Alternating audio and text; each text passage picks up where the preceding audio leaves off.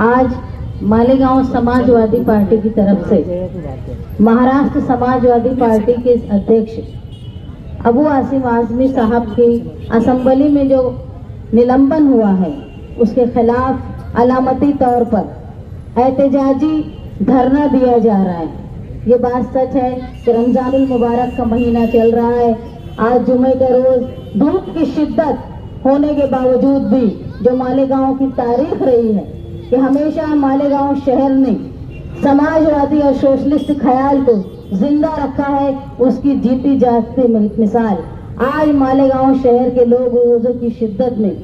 और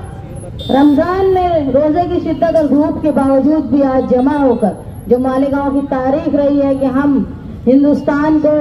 तहरीक की राह देते हैं, वैसे ही अबू आसिम आजमी साहब के खिलाफ जो जालिमाना नाइंसाफी का जो फैसला हुआ उसके खिलाफ महाराष्ट्र में सबसे पहले एहतजाज करने का काम मालेगांव शहर कर रहा है। काबिल मुबारकबाद।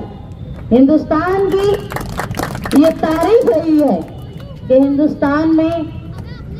अभी के वाक़े छोड़ दिए जाएं जो हालिया वक्त है तो हिंदुस्तान में वही राज करता है जो दिलों पे राज करता है। और माजी में भी आपने देखा है कि हिंदुस्तानियों का दिल इतना बड़ा था कि जहां सम्राट अशोक इन्होंने अपने जो उनसे गलतियां हुई भी उसके बाद उन्होंने माफी मांगकर जब बौद्ध समाज को अपनाया और शांति का वो प्रतीक बन गए तो हिंदुस्तानियों ने उनके माजी को भूलकर उनकी माफी को याद रखते हुए उनको अपना सम्राट बनाया। इसी तरह जब अशोक जिनको कहते हैं सिकंदर आजम दुनिया पर राज करने आए और हिंदुस्तान आए फतेह करने के लिए, लेकिन हिंदुस्तानियों की मर्जी नहीं थी कि उनको कबूल करते, तो कबायली लोगों ने उनको इतने जख्म दिए कि वो वापस जाते हुए शिद्दत अपने जख्म की शिद्दत बर्दाश्त न करते हुए उनका इंतकाल हो गया। तो हिंदुस्तानियों पर वही राज करता है जो हिंदुस्तानियों के दिलों पर राज करता है। अगर किसी हुकूमत ने हिंदुस्तान पर इतना राज किया है तो यकीनन वो आवाम के दिलों पर राज करते होंगे। ये तारीख भी बताती है। हम यहाँ जमा हुए हैं ये बताने के लिए कि अगर कोई संवैधानिक तौर पे अपनी राय रखता है किसी की मुखालफत करने के बाद बिना, तो उसकी राय को तारीख की रोशनी में कबूल करना चाहिए। अगर किसी बादशाह के बारे में तारीफ की गई अबू आसिम आजमी साहब की तो ये तारीख अबू आसिम आजमी साहब ने नहीं लिखी, ये हिंदुस्तान की तारीखदान ने लिखी है। और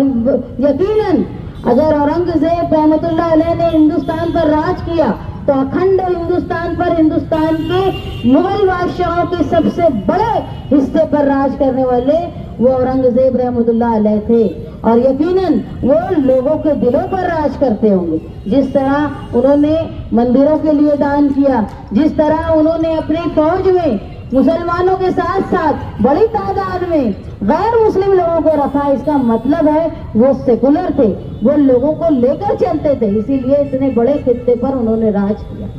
लेकिन आज हिंदुस्तान का जैसे मॉडर्निज्म हो रहा है इसके बाद भी हिंदुस्तान में संविधान पर सबसे बड़ा खतरा हो गया। यहाँ ऐसा हो गया है कि हमारा मुल्क ऐसा था जहाँ राम की पूजा करने वाले को भी कबूल किया जाता था और यही ऐसा भी है कि उज्जैन, मंदसौर, कर्नाटक, आंध्र प्रदेश और कई इलाके ऐसे हैं जहाँ रावण की पूजा करने वाले हैं उनको भी कबूल किया जाता है। लेकिन ऐसा हो गया अगर कोई मुसलमान बादशाह हो या नाम हो, कोई रहम दिल हो या वाकई कोई वली भी हो, आज के वक्त में सिर्फ मुसलमान का फेवर करना, उनकी तारीफ करने को लोग मुखालफत में खड़े हो जाते हैं। बड़े दुख की बात है। ऐसे ही बाबा साहेब अम्बेडकर के उसूलों पर जो हमारा संविधान बना है आज वो खतरे में है। हम समाजवादी अपने आप को बहुत खुशनसीब मानते हैं कि जिस तरह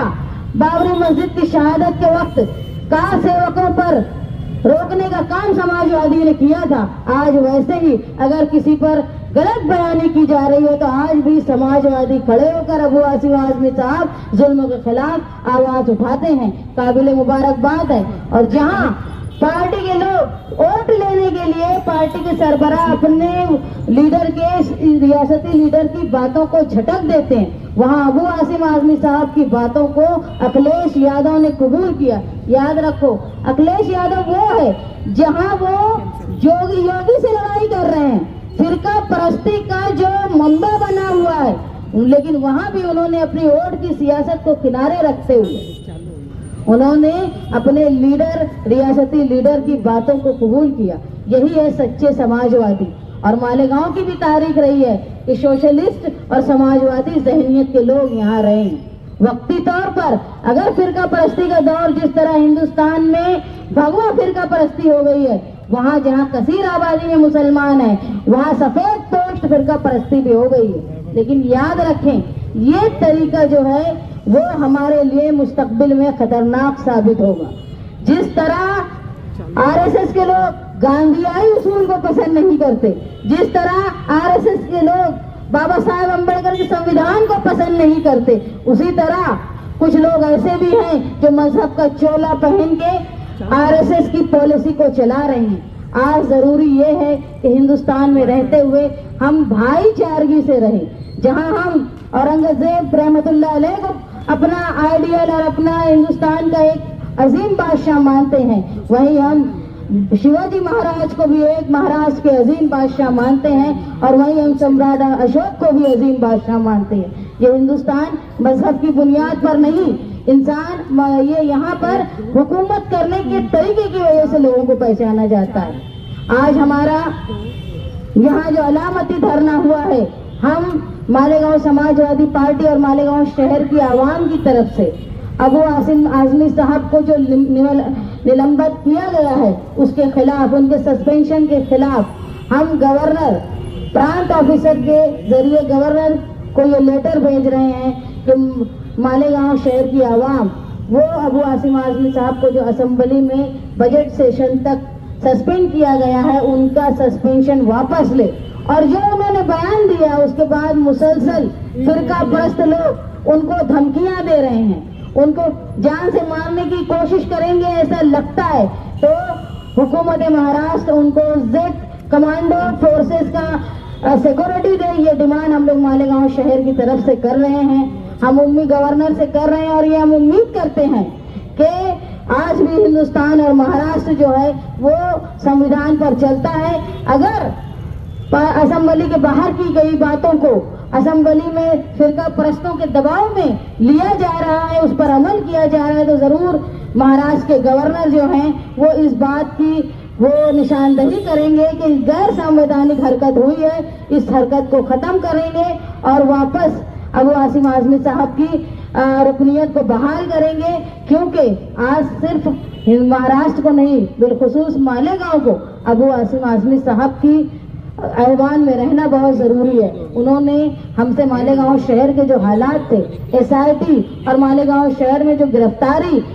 हो रही है बिला वजह, रोहिंग्याई और लोगों को कहकर, बांग्लादेशी कहकर इसके खिलाफ वो आवाज उठाने वाले थे। आज हमारे लिए दुख की बात है कि वो ऐवान में नहीं है, वरना वो जरूर आवाज उठाते। और वो आवाज उठा के मालेगांव शहर के लिए जिस तरह कुछ नुमाइंदे खामोश बैठे हैं, गफलत में हैं, जहाँ बीजेपी और आरएसएस के